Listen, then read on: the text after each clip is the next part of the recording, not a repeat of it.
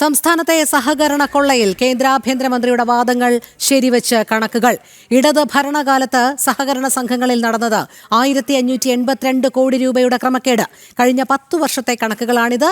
ജനം ബ്രേക്കിംഗ്. സംസ്ഥാനത്തെ സഹകരണ സംഘങ്ങൾ കേന്ദ്രീകരിച്ച് കോടികളുടെ കൊള്ള നടക്കുന്നുവെന്ന് ആദ്യം പറഞ്ഞത് കേന്ദ്ര ആഭ്യന്തരമന്ത്രിയാണ്. ഇത് തടയാൻ സഹകരണ മേഖലയിലെ ചട്ടങ്ങളിൽ മാറ്റം വരുത്തണമെന്നും അദ്ദേഹം പറഞ്ഞിരുന്നു. എന്നാൽ സഹകരണ മേഖലയിലേക്ക് കടന്നുകയറാൻ കേന്ദ്ര സർക്കാരും BJPയും ശ്രമിക്കുന്നുവെന്നായിരുന്നു ഇതിന് സംസ്ഥാന സർക്കാരിൻ്റെയും CPMൻ്റെയും മറുപടി. ഇനി സംസ്ഥാന സഹകരണ വകുപ്പ് തന്നെ നൽകിയ ഈ കണക്കുകൾ നോക്കുക. കഴിഞ്ഞ 10 വർഷത്തിനിടെ സംസ്ഥാനത്തെ സഹകരണ സംഘങ്ങൾ കേന്ദ്രീകരിച്ച് നടന്നിരിക്കുന്നത് 100, 200, 500 കോടിയുടെ കൊള്ളയല്ല, 1582 കോടിയുടെ സാമ്പത്തിക ക്രമക്കേടാണ് ഇടത് ഭരണകാലത്ത് നടന്നിരിക്കുന്നത്. അതിൽ തന്നെ കരുവന്നൂരിൽ സഹകരണ വകുപ്പിന്റെ കണക്ക് പ്രകാരം നടന്നത് 125 കോടിയുടെ ക്രമക്കേടാണ്. എന്നാൽ എൻഫോഴ്സ്മെന്റ് ഡയറക്ടറേറ്റിന്റെ കണക്കിൽ ഇത് 300 കോടിക്ക് മുകളിൽ വരും.